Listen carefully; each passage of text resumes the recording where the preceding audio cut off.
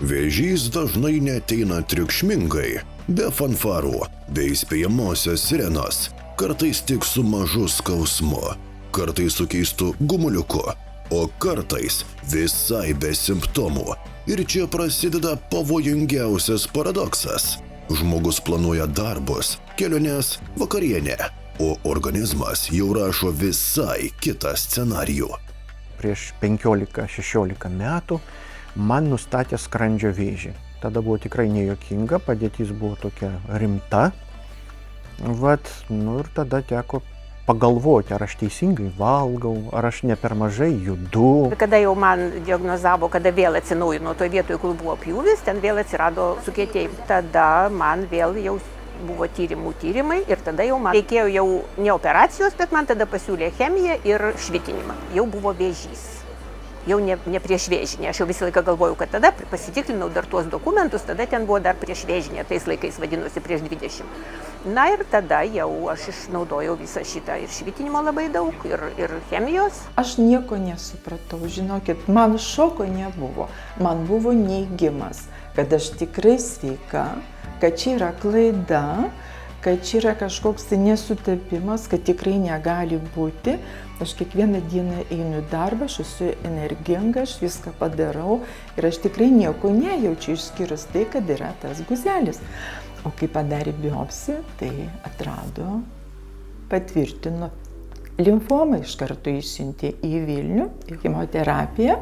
3 skirtingi žmonės, 3 skirtingos istorijos, tačiau viena labai nepatogi tiesa. Onkologinė liga dažnai prasideda taip tyliai, kad žmogus ilgai nesupranta, čia rimta. Ir tada jau, kai sužinojau šitą diagnozę, tai iš tikrųjų aš pagalvoju, tai kuo aš kitokia. Iš tikrųjų, tai visi susirgo ir aš sergu, kągi bus, kai bus.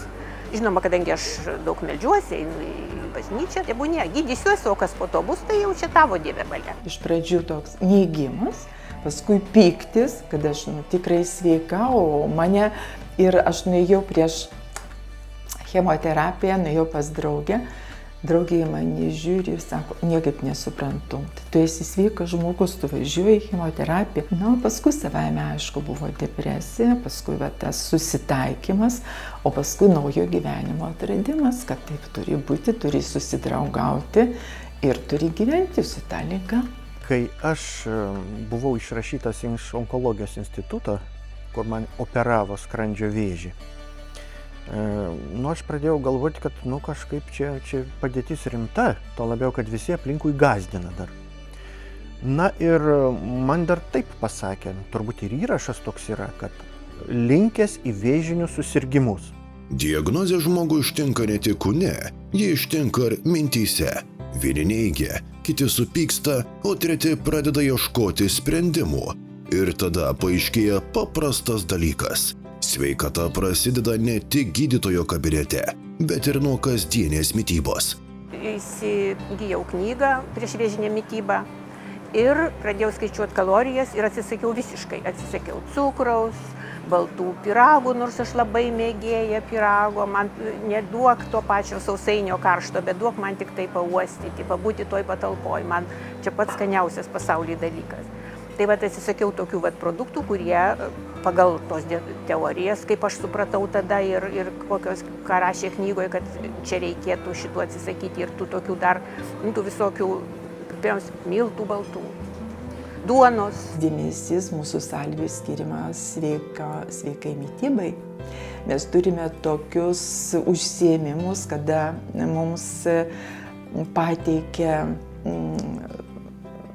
patiekalus tokios tinkamos sveikos mitybos, kaip raudonųjų burokėlių, sriuba, trinta, nuostabi, kai įvairias mišrainės gaminame. Baimės nėra, bet atėjo toks lyg suvokimas, aš dabar įgijau daugiau žinių, kad reikia kažką su savim daryti. Sakykime, mano artimieji, draugai, giminės, reiškia, aš jiems sakau, tai gerai, jūs norit kepti raudoną mėsą ir kad jinai dar būtų su angliuku būtinai, o paskiau norit užgerti dideliu kiekiu alaus ir vyno.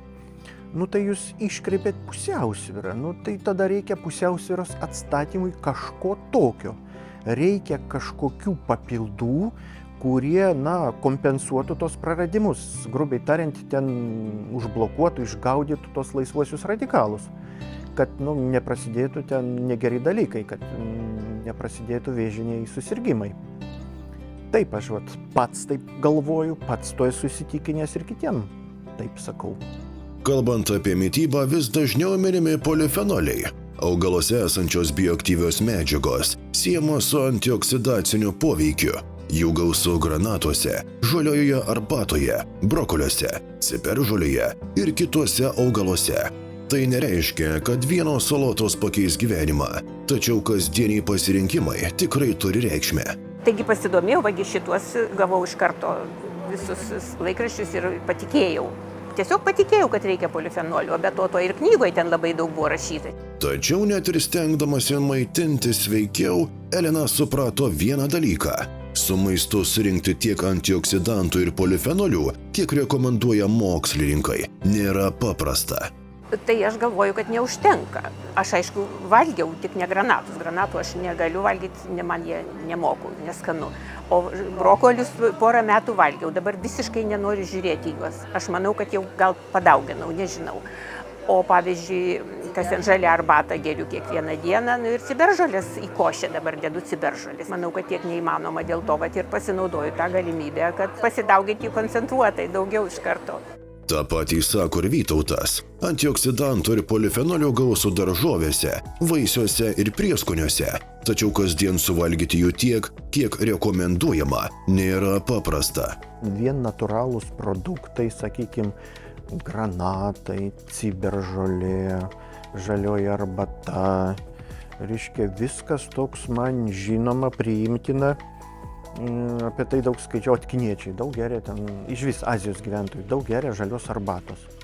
Nemėgstu žalios arbatos, nepatinka man gerti žalią arbatą, bet aš jos randu čia ir aš, sakykime, tų medžiagų, kurių reikia man iš žaliosios arbatos, aš gaunu. Aš gaunu viską su tais papildais, ko reikia mano organizmui, be didelių pastangų. Skirtingi žmonės, skirtingos diagnozės, skirtingos istorijos, tačiau jų sprendimas panašus. Olga, Elena ir Vytautas ieškojo būdo, kaip papildyti mitybą polifenoliais. Todėl jų dėmesį patraukė Jungtinėje karalystėje Kembridžo universiteto mokslininkų sukurtas polifenolių kompleksas. Aš anksčiau, jau kai susirgau, aš buvau susipažinusi su tuo. Žinau apie tai ir klausausi, tai savaime aišku, per televiziją, per sveikatos laidas, kada įsijungiu ir taip labai esu susidomėjusi jais ir galvoju, reikėtų man visgi juos nusipirkti ir panaudoti. Žinojau vaistinėje, kad yra toks preparatas. Matyt, kad aš ėjau kažkokių vaistų pirkti ir man pasakė, kad yra tokių. Įsigijau pas juos tą jau tokį ir aš tada jau nuo tų laikų aš jau jį valgau. Tai man reikėjo kažkokių imtis priemonių, kažką reikėjo daryti. Ar tai kažko nevalgyti, ar tai kaip tik kažką vartoti. Ir atsirado taip savaime liktai išeitis. Mano sesuo padovanojo gimtadienio progą man preparato dėžutę.